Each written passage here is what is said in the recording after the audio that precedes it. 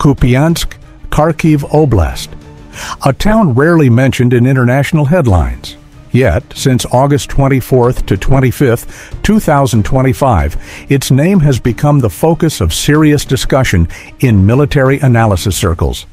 Not because of fierce street fighting, not because of dramatic territorial gains, but because of a single precise strike, one that may have altered how both sides view this war. What exactly happened that night? Why Kupiansk? And what could its long-term impact be on the course of this conflict?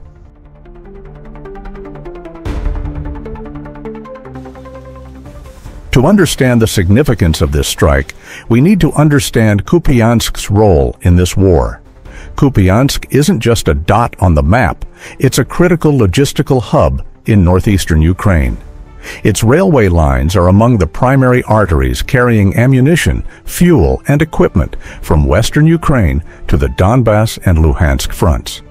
For months, depots around Kupiansk have functioned as transit storage for Western-supplied weaponry, HIMARS rockets, 155mm artillery shells, and other systems sustaining Ukraine's defenses on the front lines. Targeting Kupiansk, therefore, means targeting the lifeline, keeping those defenses alive. So the question becomes, why did Russia choose to strike it now? Is this part of a broader strategy? Or did intelligence reveal something that couldn't wait?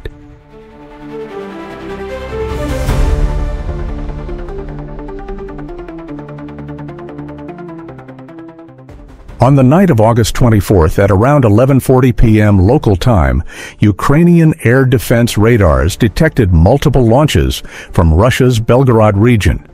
The weapons were Iskander-M ballistic missiles, high-speed, highly maneuverable, and designed to destroy high-value targets with precision.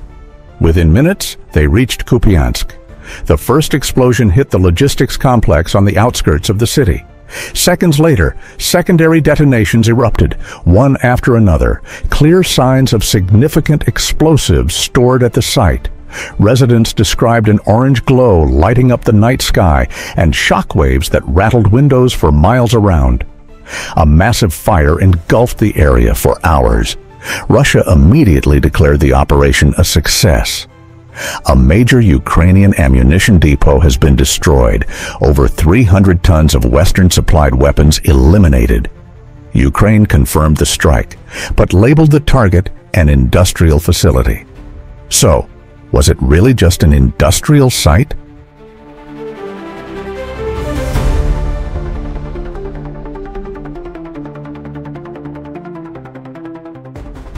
Satellite imagery released 2 days later by Maxar and Sentinel showed nearly 2 hectares of total destruction. Large structures that had stood there before, gone.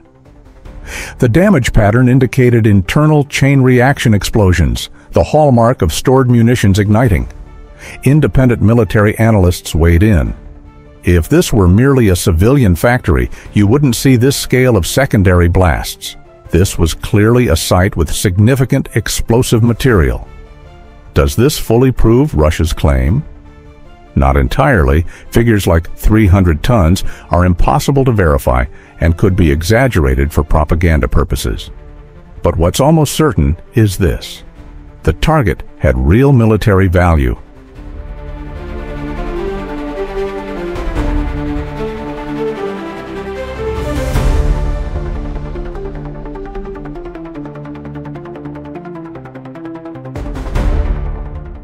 Since the Kupiansk strike, reports from parts of the Eastern Front have noted a decrease in Ukrainian artillery activity in certain sectors. Not definitive proof, but a consistent indicator that ammunition supply has been disrupted. For Russia, this could validate their approach, crippling logistics far behind the front lines to weaken the opponent without committing to massive ground offensives. For Ukraine, it's a reminder that their supply lines remain vulnerable, and that every destroyed depot means longer, riskier, and slower resupply routes.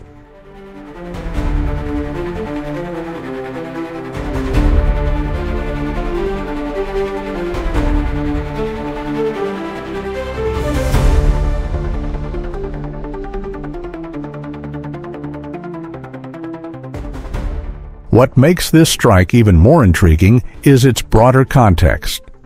In the past 2 months, Russia has increasingly targeted logistics depots, rail nodes, and storage facilities.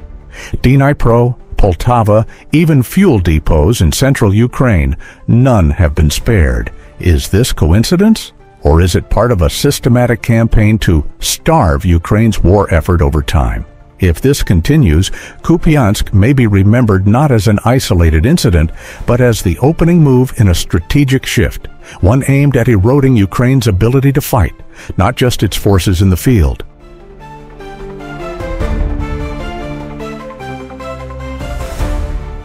Kupiansk highlights a fundamental truth about modern warfare.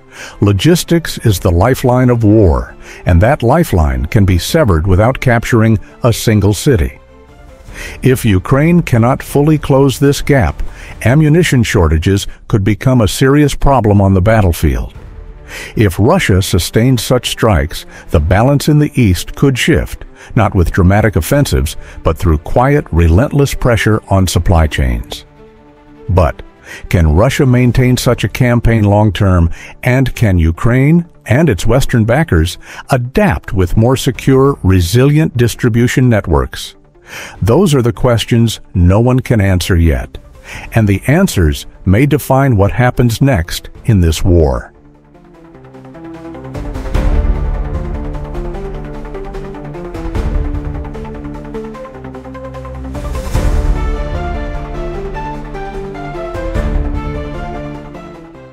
Kupiansk may look like just a small point on Ukraine's vast map, but the Iskander-M strike here proves that in modern warfare, small points can have outsized consequences.